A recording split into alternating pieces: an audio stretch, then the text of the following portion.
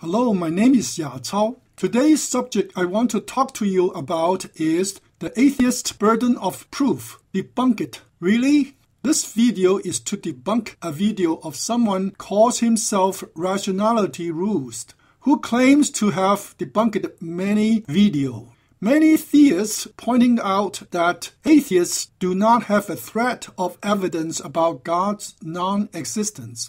The major point of his video is to counter by saying the burden of proof lies on the theist to prove God exists. I want to show you that what he said does not make sense. In his video, he started out saying he debates with many people. So far, I have made 4 videos debunking his so-called debunked videos. I have also repeatedly challenging him to debunk my videos and to debate with me. However, he blocked me from leaving any messages on his channel. Why does he claim to debate with many yet refuse to even respond to my videos? I can only conclude that he actually is afraid to debate with me. Nowadays, many atheists mention the definition of atheism a lot. According to Merriam-Webster's definition, it says atheism is a lack of belief or a strong disbelief in the existence of a god or any gods.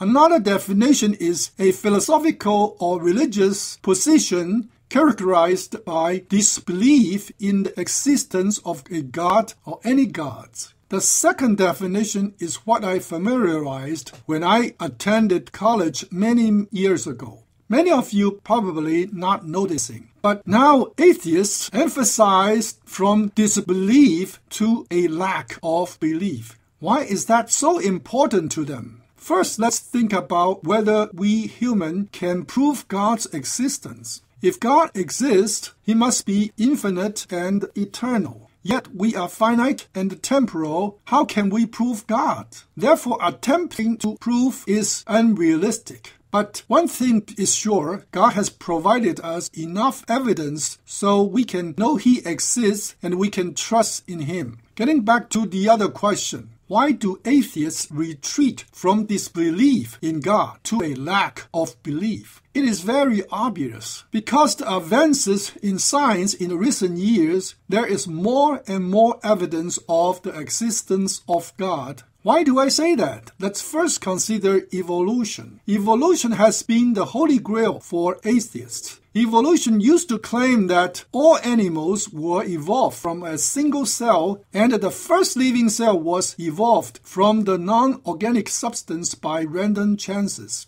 Therefore, there is no need of God. However, they now retreat by saying evolution only talks about the changing of the species, but not dealing with the origin of life. They separate evolution and abiogenesis. They said these are the two different things. Why? Because modern biology shows us that the first cell could not be the result of random chances. I recommend you to watch my video on the death knell of evolution and 9 proofs of evolution debunked, plus an excellent video called Origin of Life, the probability of making a protein. They clearly show that evolution cannot stand. I have provided the URLs in the description area below. Next, let's take a look at the Big Bang. The Big Bang of the universe indicated the universe had a start. Anything with a start must have a cause.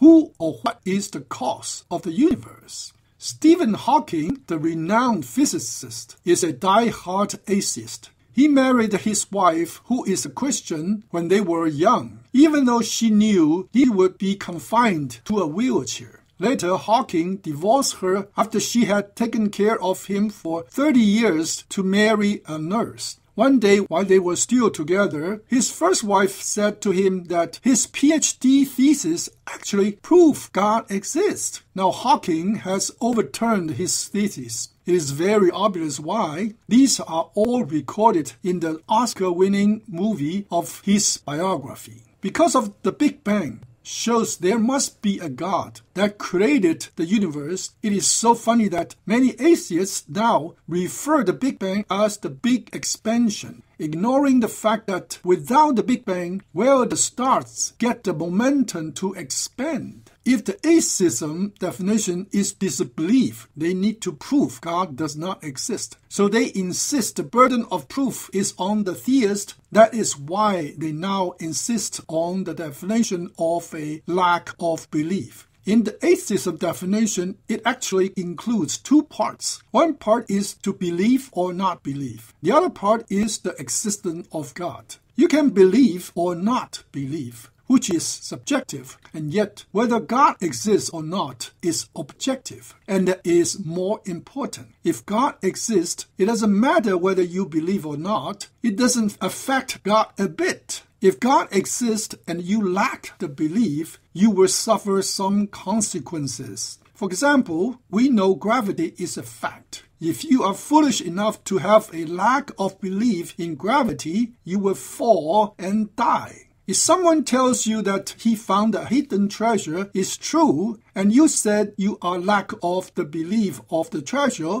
then you will miss out being rich.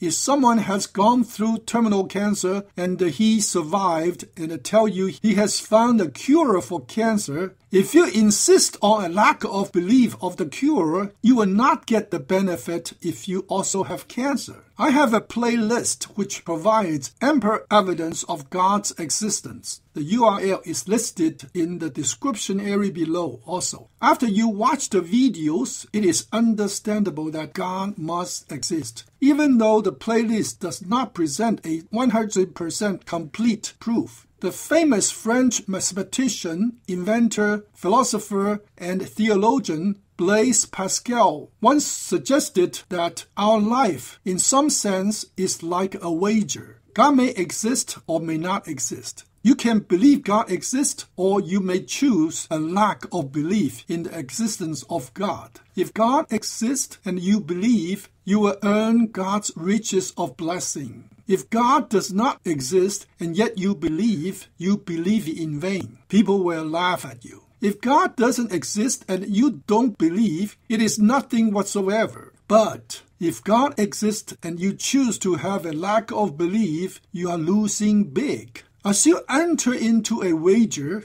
there are two important things you need to consider. First, when you wager, you will pick the choice that is more likely to win. For instance, if you bet on a horse racing, you will never pick a horse which has never won before. You will surely pick one which has a record of winning. Now, when you bet with your life, do you pick God does not exist, which has no evidence whatsoever? If there were any evidence, atheists would have told us already, and they wouldn't insist on the burden of proof is on the theist, because they can't provide any evidence about there is no God. And yet, from my playlist, there is ample evidence of God's existence. May I ask you, which one do you pick? The second thing you need to consider is what happens if you bet on the wrong thing. If the consequence is not so severe, you will comfort yourself considering the loss as a life lesson. But if it may end up losing your life, you ought to be very careful about how you choose.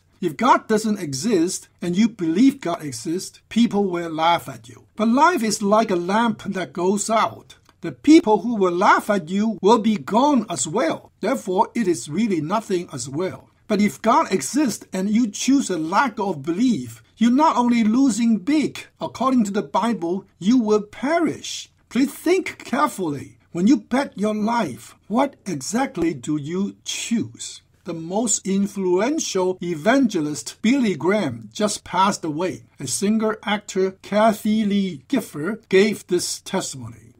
They said, why are you so bold about your faith? And I said, you know what? If you had the cure for cancer, would you keep it quiet? Or would you hold it and keep it a secret? And I always say, I have the cure for the malignancy of the soul. And he has a name, and it's Jesus. And if you just receive, I talked somebody off a cliff this morning on Twitter at 4:30 this morning, because he says, how do I know you're Jesus? How can I get to know you're Jesus? And I feel so privileged to be able to share just the good news. Gospel means good news. It's good news. And I'm not talking about a religion. I'm talking If I found a hidden treasure, I would think twice before telling anybody, because if I do, I will have to share the treasure with him, so I will get less. But Christians have experienced the blessing of God, and the blessing will not decrease if we share. That is why we like to share with you about God. The problem is really not whose burden to prove. The problem ought to be we are, as an individual, we need to investigate whether the creator of the universe does exist. What kind of blessing he is going to bestow on us. We need to put aside our prejudice, sincerely investigate. Not like some atheists, they don't like the prospect of God exists, so they suppress the truth, bury their heads in the sand like an ostrich. If you are an atheist, I'd like to ask you, are you absolutely sure that there is no God? So please think carefully. Thank you for watching, and may God richly bless you.